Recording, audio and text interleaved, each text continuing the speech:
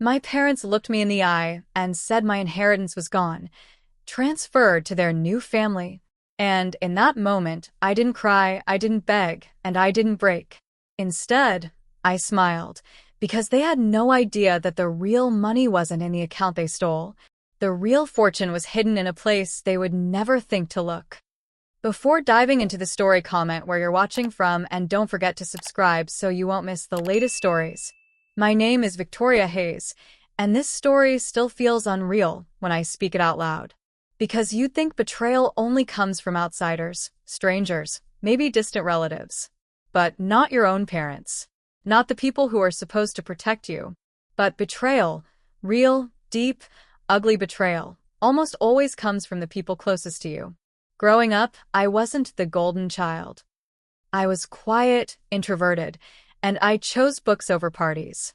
I wasn't difficult, but I wasn't flashy, and in my family, flash mattered more than substance.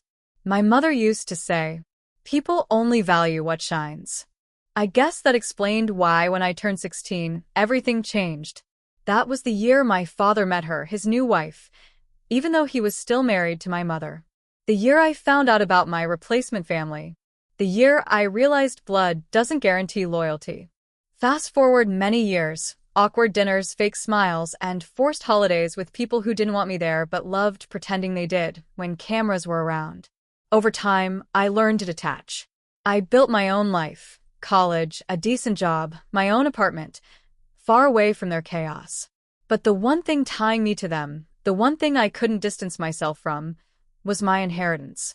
My grandmother, Eleanor Hayes, wasn't just wealthy, she was brilliant. She built her fortune quietly and strategically.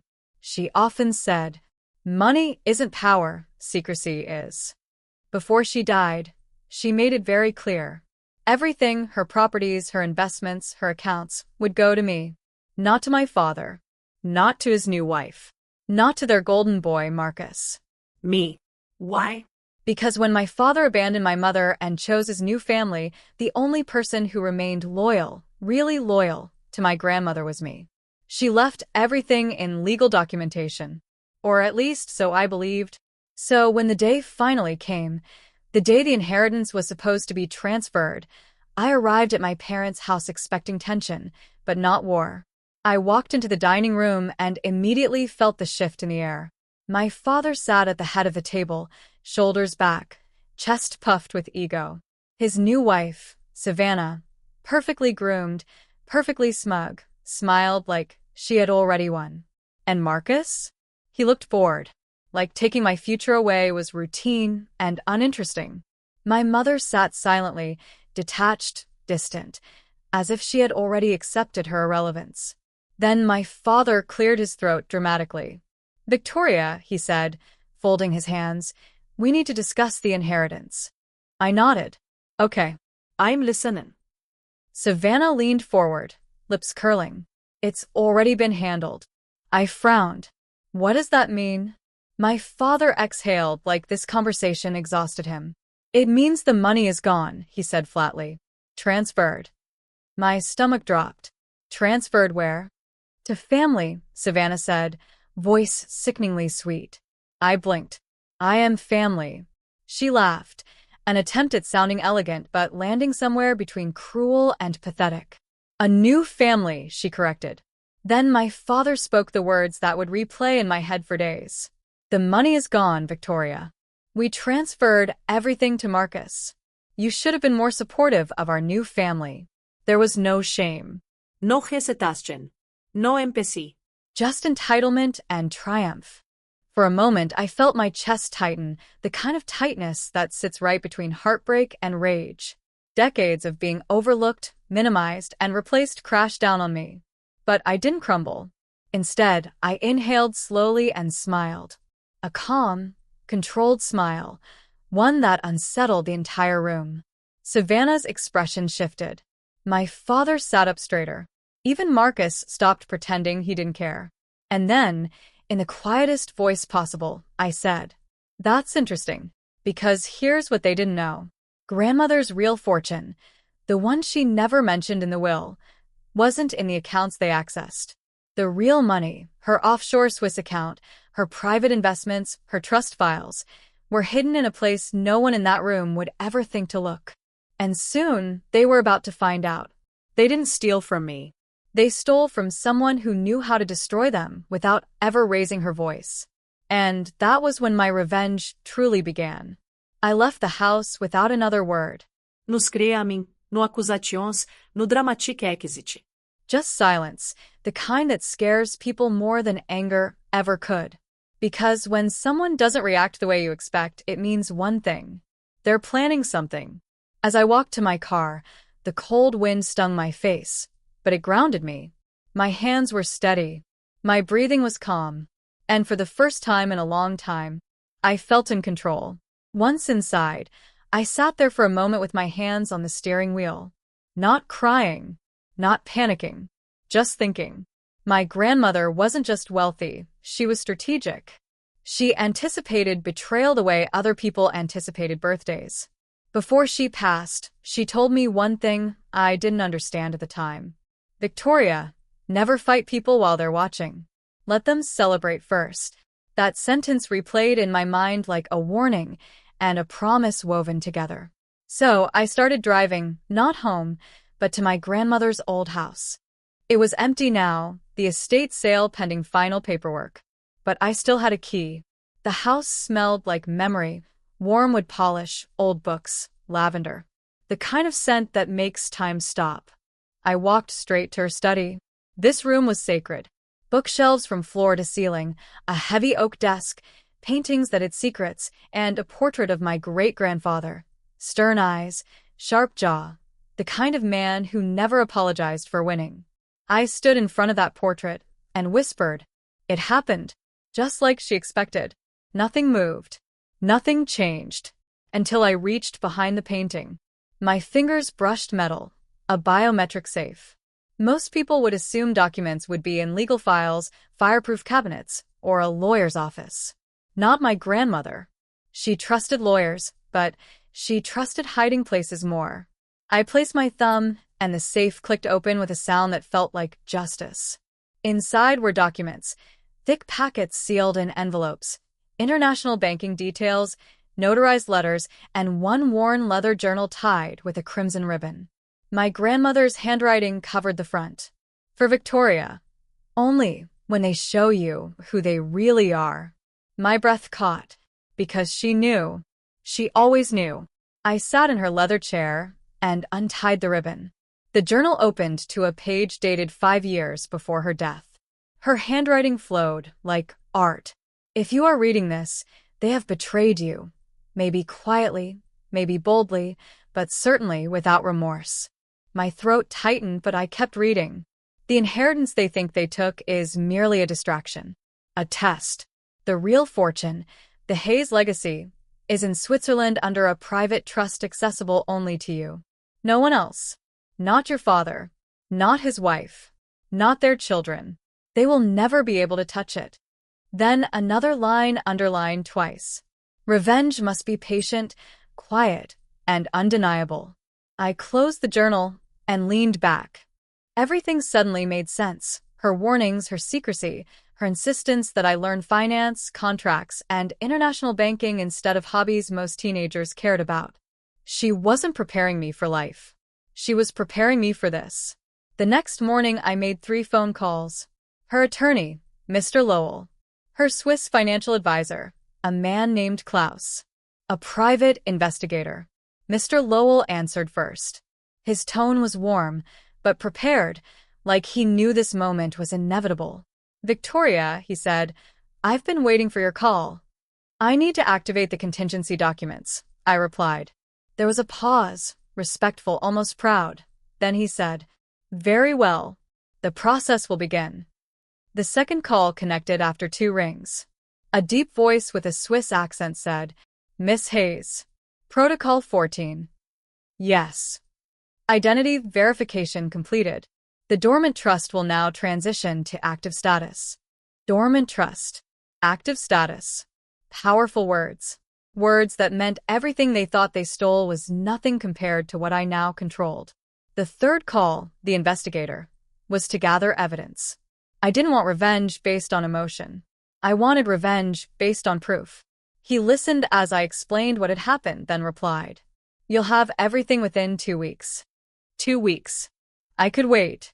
Because while they spent the money they thought was theirs, while they celebrated their victory, while they believed I was broken, I was quietly assembling every tool to destroy the illusion they built. Over the next days, I continued reading my grandmother's journal. Every page was a lesson: emotional strategy, financial defense, psychological resilience.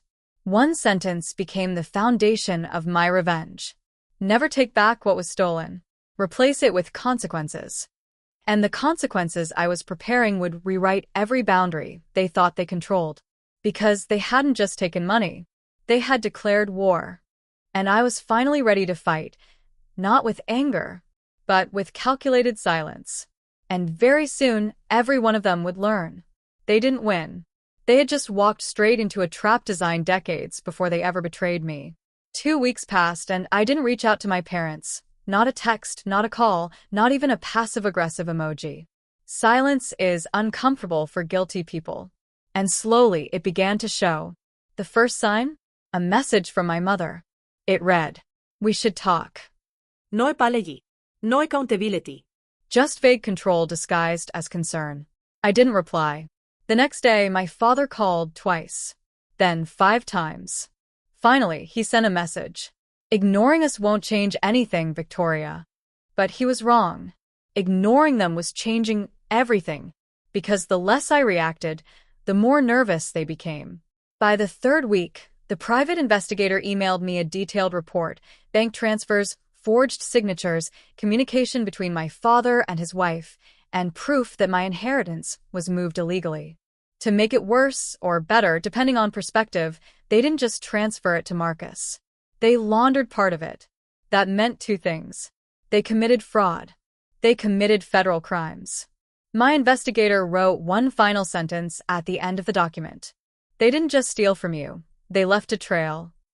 A trail leading straight to their downfall. A few days later, I met with Mr. Lowell, my grandmother's attorney, in his downtown office, a glass tower overlooking the city. His office smelled like leather, ink, and very old money. He didn't waste time. "Victoria," he began, sliding a stack of papers toward me, "we now possess enough documented evidence to pursue civil and federal action." I nodded, steady. "But before we proceed," he continued, "I need to ask, what outcome do you want?" I knew the answer. Not emotional victory. Not money. Control.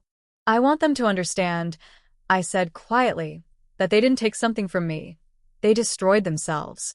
Mr. Lowell smiled, a slow, impressed smile. "In that case," he said, "we'll proceed strategically." The plan was simple. Freeze all accounts tied to the illegal transfers. Notify international compliance boards. Initiate civil litigation. And finally, trigger IRS involvement. Not just revenge. Repercussions. The next step was Switzerland. I boarded a flight the following week. First class. Courtesy of the Swiss Trust, now officially under my name. The journey felt surreal. Not because of luxury, but because every hour that passed brought me closer to the moment everything shifted permanently. When I arrived, I met Klaus, the advisor, in a quiet office with a panoramic view of Lake Geneva. He was older than I expected, gray hair, glasses, and the calmness of someone used to handling secrets worth millions. He opened a secure folder and passed it to me. Inside was a trust valuation sheet. My breath caught. The numbers didn't look real. My grandmother's hidden fortune wasn't just bigger than what my parents stole. It was astronomical. Stocks. Private equity. Gold reserves. Real estate in 3 countries. Generational wealth. And then some. Klaus adjusted his glasses. "Your grandmother anticipated every scenario," he said, "including this betrayal. She wanted you to learn patience before power." I nodded slowly. Power. I finally understood what it felt like. Before leaving Switzerland, Klaus handed me one last item, a sealed envelope. "Your grandmother requested you open this only once everything begins." I didn't open it. Not yet. On the flight home, my phone buzzed. A text from Savannah. "We need to talk." Now. Then another, more frantic. Something's wrong with the accounts. Call me. I didn't respond. By the time the plane landed, there were more messages from my father, my mother, even Marcus. Panic had officially replaced arrogance. Good. The next morning, I arrived at their house, not because they asked, but because the timing was perfect. When Savannah opened the door, she looked nothing like the smug woman who smirked at me weeks ago. Her eyes were swollen, her expression panicked. My father stood behind her, face red, jaw tight. "What did you do?" he demanded. I stepped inside calmly. "You took something that didn't belong to you," I replied, and consequences followed. "We didn't deserve this," he snapped. I tilted my head. "Oh, but you thought I deserved what you did?" Silence. My mother spoke next, voice trembling. "Please, Victoria, we're going to lose everything." I looked at them, really looked, and realized something. They weren't sorry. They were scared. There's a difference. So I walked to the dining table, the same place they humiliated me, and placed one document down. A formal notice. Frozen assets. Pending investigation. Federal involvement imminent. My father's hands shook as he read. "You can't do this," he whispered. I smiled softly. "It's already done." And then, without raising my voice, without gloating, without emotion, I delivered the words that ended the conversation. This wasn't revenge. This was accountability. Then I left. Not as the rejected daughter. Not as the quiet observer. But as the rightful heir to a legacy they never deserved to touch. And the best part? The climax was still coming. Leaving their house that day didn't feel like victory. It felt like closure. The kind of closure that doesn't scream or explode, but settles quietly, the way the final puzzle piece locks into place. But my revenge wasn't finished yet, not until every consequence unfolded exactly as it should. 3 days later, everything began to unravel. The first domino fell when the IRS contacted my father. I expected anger, but what came instead was denial. He called me, voice trembling between rage and desperation. "Victoria, they're auditing us. This is a misunderstanding. You need to explain to them that this was a family matter." A laugh escaped me, not loud, but sharp enough that he went silent. "Family matter?" I repeated. "You mean the part where you stole from your own daughter?" He didn't respond, so I continued. "You didn't steal money. You stole trust. And trust doesn't get returned. It gets replaced." Then I hung up.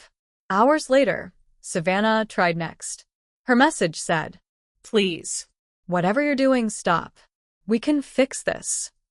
But they weren't trying to fix what they did, they were trying to fix what it cost them. Meanwhile, the investigation spread quickly. Their behavior hadn't just been unethical, it had been illegal. Fraud, identity misrepresentation, unauthorized transfers, and international laundering. Each charge carried weight. My private investigator sent updates regularly, and every update painted the same picture. They were trapped. Marcus, their golden child, finally reached out too. He wasn't angry. He wasn't arrogant. He was scared. His message read, "Victoria, please. My accounts are frozen. I didn't do anything." But he did. He accepted stolen money. Silence remained my answer. It wasn't cruelty, it was justice. Days later, subpoenas were issued. Court dates scheduled. Assets seized. Their cars, their accounts, their properties, everything they lavished themselves with, were now under government review. And that was when I opened the envelope Klaus had given me in Switzerland. Inside was a single line written in my grandmother's handwriting. "Now that they finally know the cost of their choices, choose whether mercy or distance is the last chapter." My grandmother didn't want revenge for the sake of hurting them. She wanted me to understand choice. Because sometimes the greatest revenge is withholding the thing the enemy wants most. A reaction. The next step wasn't legal, it was personal.